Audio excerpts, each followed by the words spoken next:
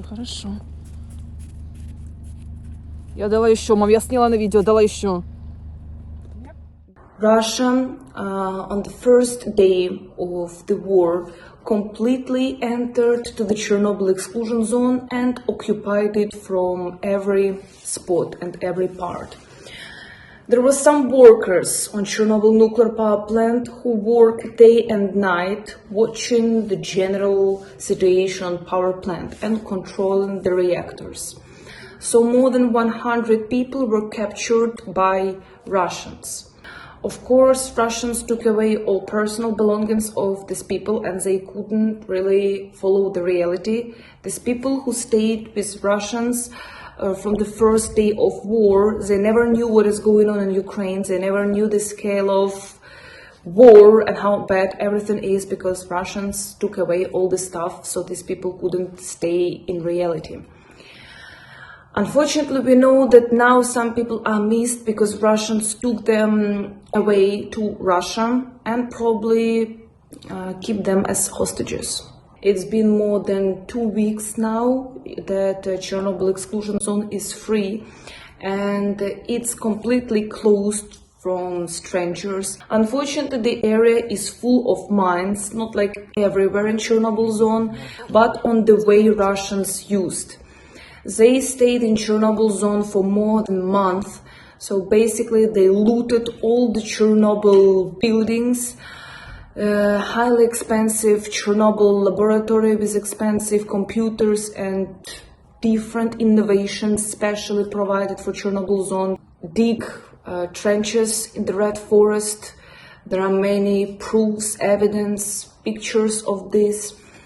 And there is no doubts that these people who spent months in these conditions in the Red Forest, sleeping and eating, they will have different health effects. It really depends on their own immune system, what consequences they are going to have, but 100% they will definitely remember forever this time of their life, being in Chernobyl zone.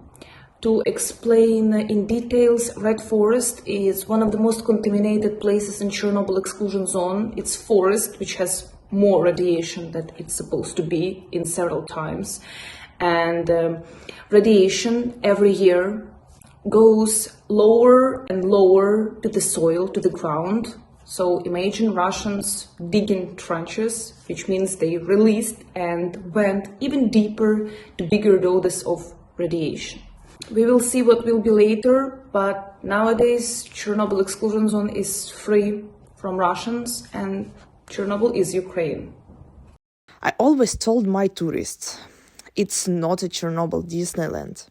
Yes, during the tour we can make some jokes, we can smile, but we need to remember, Chernobyl zone is a place where lots of people lost everything, and Chernobyl zone is a place that saw lots of death. The best thing that you can do in this life actually is to appreciate every minute of your life, because you never know what can happen tomorrow.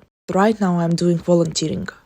We are going to different villages and trying to help people who suffer from Russian invasion. You know, it's really painful to see all those destroyed and burned apartments. But the thing that shocked me the most is stories that those people told me. I will not retell this because I'm thinking that it's something private and I'm not sure that people are ready to share it with the whole world. But I never heard something more cruel than this, even when I was learning history of the Second World War. I hope that one day these people will have a chance to be happy again.